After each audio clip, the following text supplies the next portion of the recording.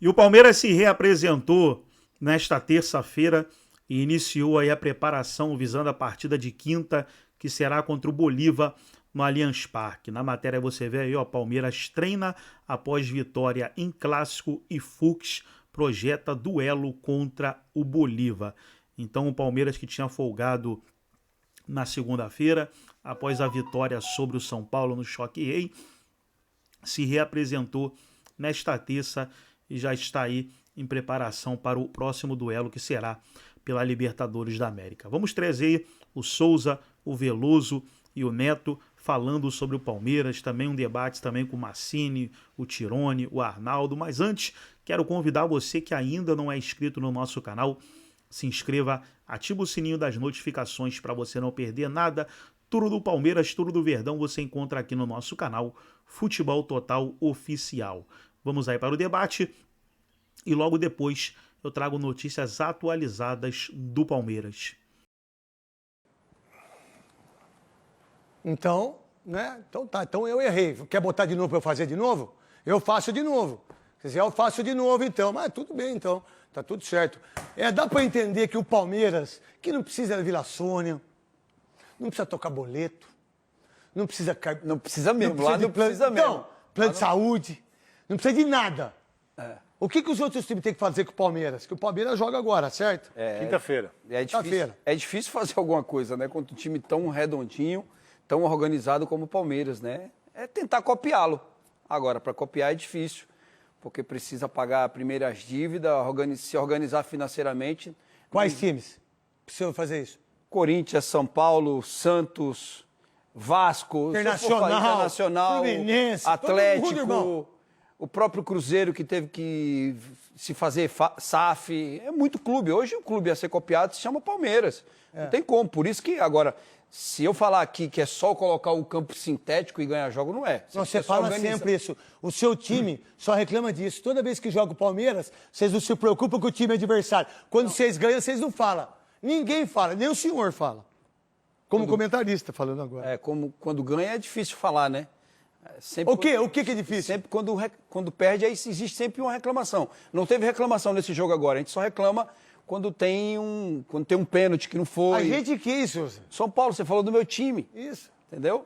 Quando se tem um pênalti Vocês que não foi. Vamos lá, do que eles reclamaram ultimamente do Palmeiras e São Paulo? Veloso. No jogo da semifinal, parecia o Botafogo do Rio jogando em São Paulo, porque reclamaram do dia do jogo. Dia do jogo. Do local do jogo. Local do jogo. Do campo do jogo. Campo do jogo. Da arbitragem, reclamaram de tudo. De tudo. E que deu? Quem que tá levando vantagem aí nos últimos 5 anos? Palmeiras, né? O que o Palmeiras ganhou aí? A história e Parabéns. tudo. O que mais? Teve Pode falar. A gente tem 20 anos que não disputam a Libertadores, né? A gente vai para uma Eu final. não tô falando de Libertadores. Não, se for falar de história, é melhor nem falar de história. Se for falar de história... Não é melhor nem falar. É melhor nem falar, porque o seu time ultimamente, há mais de 20 anos, não ganha absolutamente nada. O que vocês ganharam? E quem tem 3, quem empatou com o São Paulo agora, foi o Palmeiras, com 3 Libertadores. A gente demorando 20 anos. Se Libertadores fosse significado para quem é maior, Independente seria maior. Então vamos de Mundial. Então converse com ele de Mundial, você e ele. Então, vamos lá. Porque eu tô fora de Mundial. Porque nós tem 2. Exatamente. Se Libertadores não é... Se vocês querem falar de história, o problema de vocês é que vocês querem falar de história a partir de 1990. E a história não começou em 1990. É isso que vocês precisam se lembrar. Só vocês demoraram a partir de 90 que vocês começaram a ganhar alguma coisa além de estadual. Mas eles são soberanos, né? A história do futebol né? não começa em 1990. A gente não precisou de fax, a gente não precisa usar fax. O que é? A gente não precisa usar fax. O Palmeiras não ganhou nenhum título no fax, ganhou dentro de campo. Dentro do campo os títulos que o Palmeiras ganhou. Só que vocês acham que a história do futebol é a partir de 1990, o que não é verdade. Vocês não caíram também em 91? Não, claro que não. Ah, não, Souza? Não. Jogar com o Olímpia é o quê? Esse título a gente não tem. Você sabe o que é? Você tem que ver a história, Souza. Não, esse Você tem que ver a história. Você não tá ali. Você tá falando da história dele, mas você não tá. Pô, só vê aí. Vocês jogaram com o Cataduvense, jogaram com o Olímpia. O assunto tá quente. O assunto tá quente. Então é hora de para-flu. Eu vou fazer você tomar, Souza. A marca número 1 entre os metus. O Palmeiras quer o goleiro, a gente acabou de falar, o Gabriel Grando, que é do Grêmio. Ele lidera também em vitória contra os rivais. Mas que a história do Rafael Grando você já explicou aqui, né, Massa? Seria para lugar do Lomba. Existe o interesse. Hoje, né? para trazer o jogador. Claro, o Grêmio vai dizer que não quer vender e tal, que não interessa para nós e tal. Mas é uma posição que o Palmeiras pensa para trazer alguém para o Lomba e depois pensar numa possível sucessão do Everton. Sim. Né? Goleiro jovem, vai preparando. Ainda é cedo para o Everton, né? Acho que tem mais 2, 3 anos. Mas para o Lomba já é uma posição em que você pensa para fazer o planejamento de ter um outro goleiro mais jovem, né? Sim. É isso. A ideia é essa. Tem muita especulação de jogador contratado, não vai contratar ninguém. Mas só faltava também, né? Não, mas tem muita gente que fala que o substituto do Estevão, a ideia, só vai contratar se sair. Tá? Existe a possibilidade, depois do Mundial, de perder, sim, o Piquerez e o Richard Rios. E a possibilidade não é pequena. Tá? Você falou depois do título mundial ou do Mundial? Não, era sério, que eu acho que eu entendi errado. Eu achei que depois com festa, todo mundo aí, ano resolvido, Mundial. Ó, vamos ver os incríveis números do Palmeiras depois do Paulistão. São 13 jogos, olha ali, ó, quem volta ali. 13 jogos, 11 vitórias, 1 empate e apenas 1 derrota. Aproveitamento espetacular de 87,2%, com 19 gols marcados, 7 gols sofridos e 8 jogos sem sofrer gol. 47,5% de posse de bola, 13,4 chutes por jogo e 12,1 chutes sofridos por jogo. Isso aí, ó, é depois do Campeonato Paulista. No Campeonato Paulista é o que eu falei agora, pessoal. Não, porque acabou o ciclo, é o professor Pardal, dobra lateral, não é só usa bagre e tudo mais, não é? Acho que outras frases a gente ouviu sobre o Abel Ferreira? Sabe nada, português, só conseguiu ganhar, sorte, só conseguiu ganhar, retranqueiro. O DM não recupera ninguém. DM não recupera ninguém, só ganha porque é o Palmeiras e por aí vai. Olha os números aí. Posso falar? Pode falar. O retrato desse momento é que os 5 moleques da base que subiram, só um está sendo aproveitado, que é o Alan. Os outros 4 já estão, vai, joga, volta, vem pro banco, volta, né? Já começa a fazer uma seleção ali, porque enquanto eles foram bastante utilizados no Paulista, né? Até o Figueiredo, que infelizmente se machucou novamente, contusão de joelho, né? Já teve algumas, teve mais uma agora. Você teve aí o Alan, Benedetti, Figueiredo, Luiz de Tales, que subiram, foram tirados da copinha. Essa é a diferença quando você faz o planejamento. Tudo bem, deixa a copinha para lá, se ganhar, ganhou, se não ganhar, não ganhou. Põe os jogadores, incorpora, porque ia rodar muito e rodou muito durante o estadual. Mesmo sem jogar, perdeu o principal jogador no estadual, Maurício, machucado, e foi vice-campeão, perdeu o título para o Corinthians, né? Mas agora o time entrou numa expansão. E é muito difícil explicar, por exemplo, como que um jogador sai das trevas e vira talvez o principal jogador da defesa do Palmeiras, que é o Giai. Ele simplesmente estava, ano passado, teve atuações ruins, jogo contra o Flamengo na Copa do Brasil, no Maracanã, entrava mal.